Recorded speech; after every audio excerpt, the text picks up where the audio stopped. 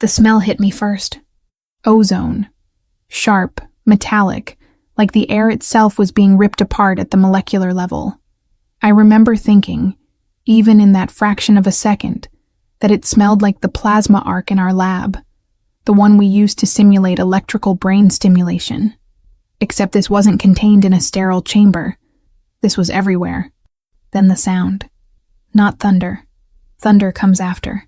This was the sound of reality tearing open. A crack so loud it felt like it originated inside my skull, like every neuron fired simultaneously in a violent, synchronized scream. I didn't feel the impact. That's the strange part. One moment, I was standing in the open field behind the research facility, reviewing data on my tablet. The next moment, I wasn't in my body anymore. I was above it, watching a woman, me, collapse onto wet grass, smoke rising from her lab coat. But I'm getting ahead of myself. My name is Dr. Elena Reyes, neuroscientist, Johns Hopkins, 14 years studying consciousness, specifically how the brain generates what people think is spirituality. Temporal lobe epilepsy patients seeing God, hyperactive right parietal cortex, near-death experiences, hypoxia-induced DMT dump, prayer and meditation, predictable changes in prefrontal activity. I had it all mapped out. I was a woman of measurement, of control. My colleagues used to joke that I scheduled spontaneity. My ex-husband didn't joke about it. He left because of it. "You treat our marriage like a clinical trial," he said during our last argument. "Everything's a variable to optimize." He wasn't wrong. I grew up in chaos. My father's drinking. My mother's depression. Their unpredictability. By 12, I decided that if I could just understand the mechanisms, I could control the outcomes. Science became my fortress. If I could measure it, I could manage it. If I could replicate it, it was real. Everything else was just neural noise. That Tuesday afternoon, I was outside because of a power outage. Lightning had struck a transformer, and our lab's backup generators were being serviced. I'd gone out to call the facility's manager, annoyed that my experiment schedule was disrupted. The irony isn't lost on me now. The sky had that bruised, greenish quality that should have sent me running inside. But I was focused on my screen, scrolling through emails, mentally rearranging my week. The rain had stopped. I thought the storm had passed. Meteorologically speaking, I was wrong about that too. There's a phenomenon called bolts from the blue. Lightning that strikes from clear air, miles away from the storm's rain shaft. They account for less than 5% of strikes. I knew this statistic. I'd cited it in lectures when discussing probability and risk assessment. I became that 5%. The moment of contact, if you can call it that, was beyond description. Not because it was painful. Pain is a signal. This was every signal at once. 300,000 volts, they told me later, coursing through a body that runs on millivolts. It should have been instant, clean, complete. It wasn't. Instead, there was this separation, like a photograph peeling away from its backing. I felt myself, my consciousness, my awareness, whatever you want to call the thing that says I am, lift up and away from the body sprawled on the ground. I was floating. No, that's not right. Floating implies effort, buoyancy. I was simply positioned, about 15 feet above my physical form, looking down with a clarity that was wrong. Too clear, too encompassing. I could see the scorch marks on my lab coat, spiderweb patterns radiating from the entry point near my shoulder. I could see my tablet, shattered, pixels bleeding rainbow streaks across the grass. I could see my own face, eyes half open, mouth slack, and I felt nothing. No panic, no fear, just observation, clinical, detached, like I was reviewing data. My first thought, I remember this with perfect precision, was, fascinating. This must be what oxygen deprivation does to the dying brain. I'm hallucinating a dissociative state. I was still trying to explain it. Even then, below me, I watched hospital staff running from the building. Someone, Marcus, from the imaging department, dropped to his knees beside my body, checking for a pulse. His mouth was moving, yelling something, but I couldn't hear it. There was no sound, just silence. Complete, absolute silence. And then, as I watched him start compressions, his hands locked, pumping rhythmically on a chest that no longer felt like mine, I felt the pull. Not physical. Physical would have made sense. This was intentional, like a current, but not water, like magnetism, but not metal, a pull towards something behind me, though there was no behind in this space without direction. I turned, or thought I turned. Movement didn't work the same way, and that's when I saw it. The opening, not a tunnel. That's the cliché everyone reports, and I'd always dismissed it as the visual cortex shutting down, creating that characteristic narrowing of peripheral vision. But this wasn't a tunnel. It was more like a seam, a place where the fabric of what I'd always called reality was coming apart, and behind it was something else, something that didn't just glow. It was light, but not photons, not electromagnetic radiation. This was light with intention, light that was aware, light that knew I was there. And I was terrified. Not of death. I'd made my peace with non-existence years ago. Heat death of the universe, entropy, dissolution. Fine. Expected. Logical. But this wasn't nothing. This was something my entire career had denied was possible. The pull intensified. And despite every fiber of my training, every paper I'd published, every lecture I'd given about the brain's death throes creating comforting illusions, I let go. I stopped resisting. And the world I knew ended. Crossing that threshold wasn't like entering a room.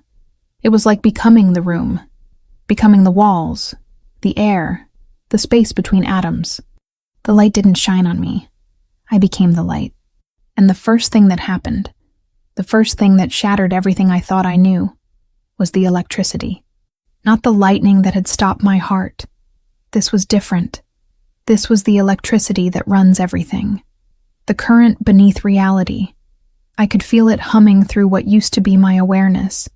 And I understood, not intellectually, but experientially, that everything I'd ever studied, every neural pathway I'd mapped, every synapse I'd measured was just static.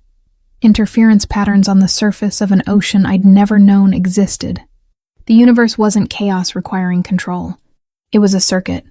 A perfect, eternal circuit. And I'd spent 38 years trying to insulate myself from it. Then came the review. I'd read the reports. Patients describing their life flashing before their eyes. I'd always explained it as a desperate retrieval mechanism. The dying hippocampus dumping memories in random sequence. The brain's last-ditch effort to find a solution to dying. I was wrong. This wasn't memory. Memory is past tense, archived, safe. This was reliving, present tense, raw. And worse, I didn't just experience my own perspective. I experienced everyone's. I was 12 again, watching my mother cry in the kitchen after my father's latest episode. But this time, I wasn't the scared child cataloging variables, planning escape routes, building walls. I was my mother. I felt her hopelessness, the weight of it, the way it pressed on her chest like concrete. And I felt what my coldness had done to her, how my emotional withdrawal, my refusal to be vulnerable, had made her feel like she'd failed me twice. I'd thought I was protecting myself. I'd been punishing her. I was 24, in my first graduate seminar, publicly dismantling another student's presentation. I'd been so proud of my intellectual precision, my ability to identify every flaw in his methodology. But now I was him, feeling the humiliation burn through his chest, the way his confidence crumbled. The sleepless night that followed where he questioned whether he belonged in science at all. He'd dropped out 3 weeks later. I'd never made the connection. I was 31, during my last argument with David, my husband, telling him that love was just oxytocin and dopamine regulation, explaining that our marriage's failure was statistically predictable given our incompatible attachment styles. But now I was inside him, feeling the moment his hope died. Not anger, not even sadness. Just resignation. The recognition that the woman he'd married had built such perfect walls that she'd locked herself in a cell and called it a fortress. He'd tried to love me. I'd given him a hypothesis to test. Every moment where I'd chosen control over connection. Every time I'd wielded logic like a weapon. Every person I'd reduced to a data point because acknowledging their humanity would have required acknowledging my own vulnerability. I felt it all. Not as punishment. There was no judgment here. No cosmic jury. This was just truth. The complete, unfiltered truth of what it means to be connected. To be part of the circuit, not separate from it. And I understood. Control is the great human lie. Then the voice came. Except it wasn't a voice. It was knowing. Direct transmission of understanding into whatever I'd become. You were never the scientist. You were always the experiment. And I saw it. The grid. Not a metaphor. An actual structure. Woven through reality like electromagnetic fields through space. Except this was made of intention. Connection. Every consciousness that had ever existed linked in this vast, pulsing network. And every interaction, every choice, every moment of love or fear or control, it all sent ripples through the grid. Frequencies. Literally. My father's trauma had a frequency. My mother's depression had a frequency. My control had a frequency. Low, dense, disconnected. Like trying to transmit data through a frayed wire. And the lightning? The lightning had been a reset. A forced reconnection to the source frequency. I saw my life's work from this perspective, and I wanted to laugh, or cry, except I had no body for either. I'd spent years studying consciousness as if it was generated by the brain. But the brain is the receiver, not the source. I'd been studying the radio and insisting it created the music. The universe isn't consciousness trying to emerge from matter. It's consciousness experiencing itself through matter. And the control I'd clung to? It was just fear. Fear dressed up in equations. Fear hiding behind peer-reviewed journals.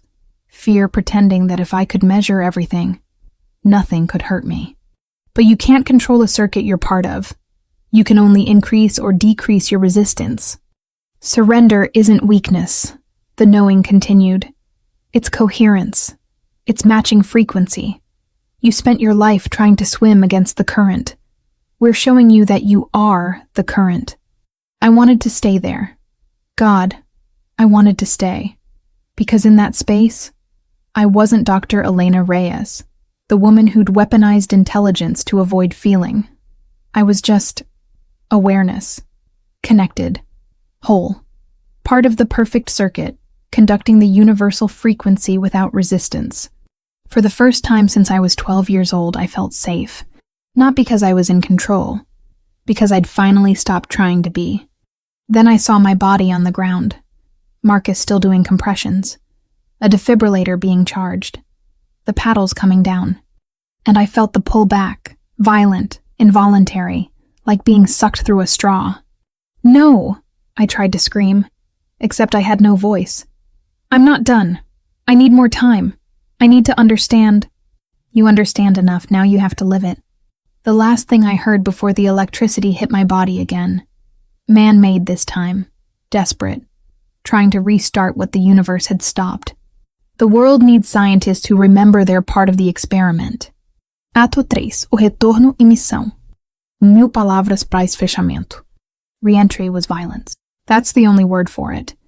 After experiencing existence as pure frequency, being shoved back into flesh felt like being stuffed into a coffin 3 sizes too small. Heavy. Suffocating. Wrong. The defibrillator's shock hit like a second lightning strike, and suddenly I was drowning in sensation. Pain. Real. Localized. Physical pain. Exploding through my chest. The weight of lungs trying to remember how to breathe. The cacophony of sound after that perfect silence. Machines beeping. People shouting. The wet sound of rain starting again outside. I opened my eyes. Marcus's face hovered above me, streaked with rain and tears, his mouth forming words I couldn't process yet.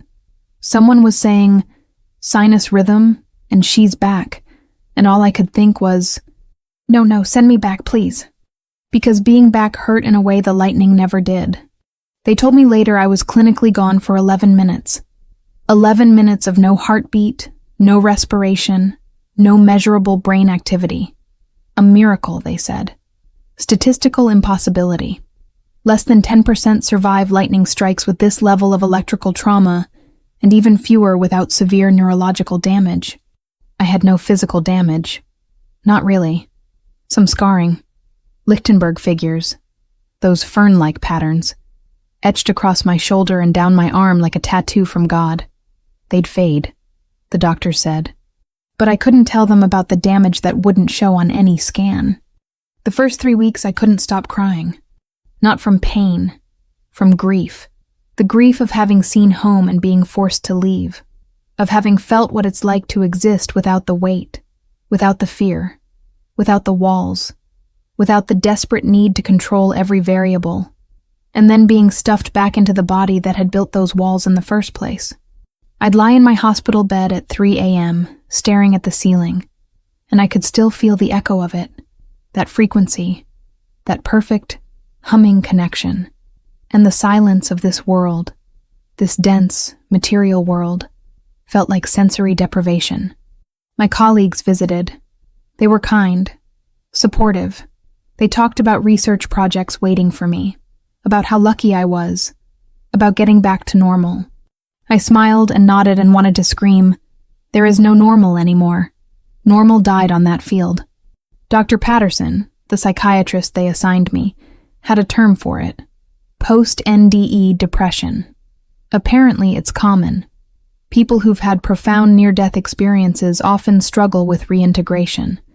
The world feels hollow, colorless, like being exiled from paradise.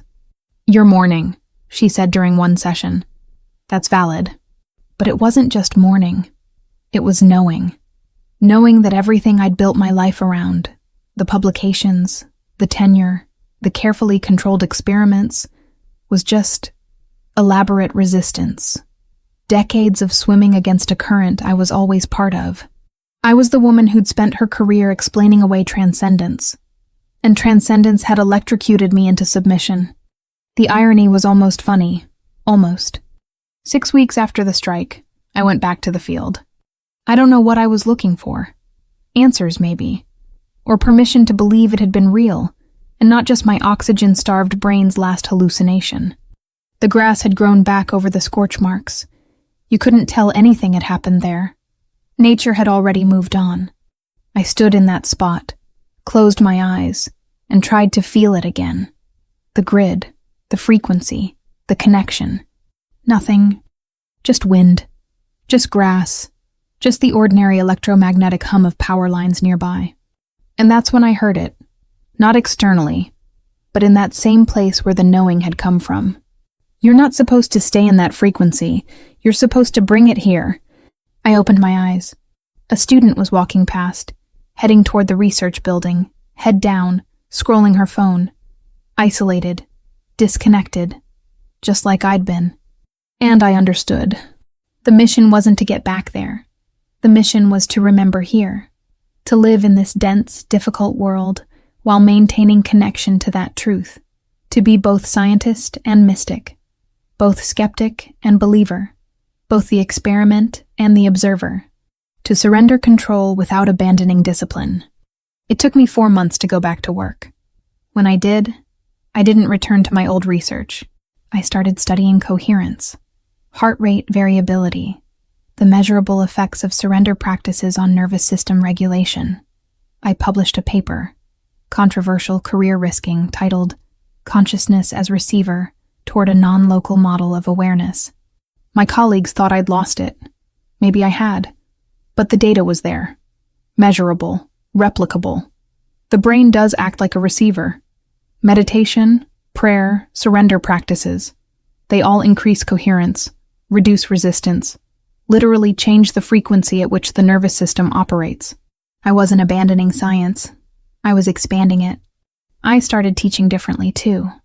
On the first day of my Consciousness Studies seminar, I tell my students, everything I'm about to teach you about the brain is true.